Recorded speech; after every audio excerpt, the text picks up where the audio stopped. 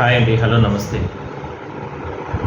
గతంలో అంటే చాలామందికి గతంలో రేషన్ కార్డు ఉండేవి. అంటే దారిద్ర్య రేఖకు దిగువ ఉండే వాళ్ళకందరికీ కూడా రేషన్ ఖచ్చితంగా సప్లై చేసేవాళ్ళు. రేషన్ కార్డులు అందుబాటులో ఉండేవి. ఇంట్లో ఉమ్మడి కుటుంబంగా ఉన్నా కానీ, అంటే వాళ్ళు స్ప్లిట్ అయినా కానీ దాని తర్వాత కొత్త కార్డులన్నీ ఇచ్చేటివి.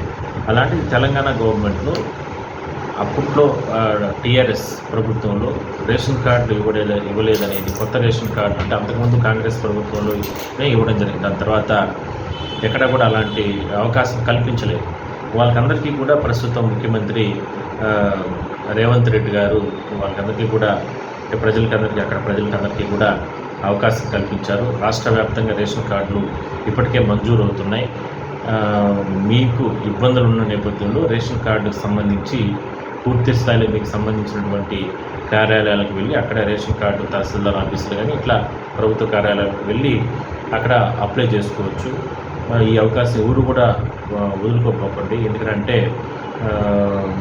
ప్రభుత్వం కూడా చెప్తుంది, రాష్ట్రంలోని పేదలు 10 ఏళ్ళుగా ఎదురు చూస్తున్నప్పటికీ కూడా వాళ్ళకి రేషన్ కార్డు లేదు. అలాంటిది ఇవాళ ఒక పండగ వాతావరణంలో రేషన్ కార్డులన్నింటినీ కూడా ప్రజలకు మంజూరు చేస్తున్నాం. ఇవాళ లబ్ధిదారులకు సీఎం రేవంత్ రెడ్డి సూచన నూతన రేషన్ కార్డు కూడా పంపిణీ చేస్తారు. అది గత దూరం జరుగుతుంది.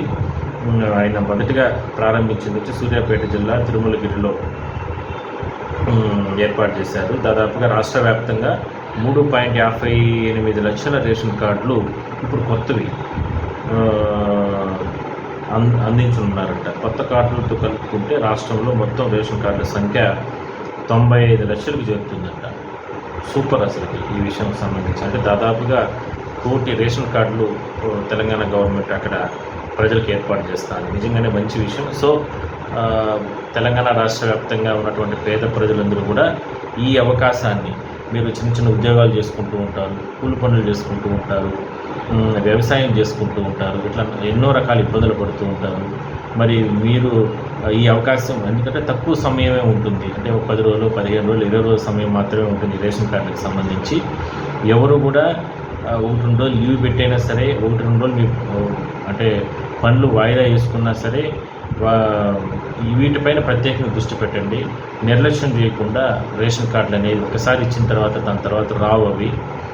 కాబట్టి దానికి సంబంధించిన డాక్యుమెంట్స్ అవన్నీ కూడా ఆధార్ అడుగుతారు. అది కాకుండా ఇంటికి సంబంధించినటువంటి ఆధార్ కార్డు కానీ, లేదంటే ఇంకా కుటుంబం సంబంధించినటువంటి గ్రూప్ ఫోటో కానీ ఇవన్నీ కూడా అడుగుతారు.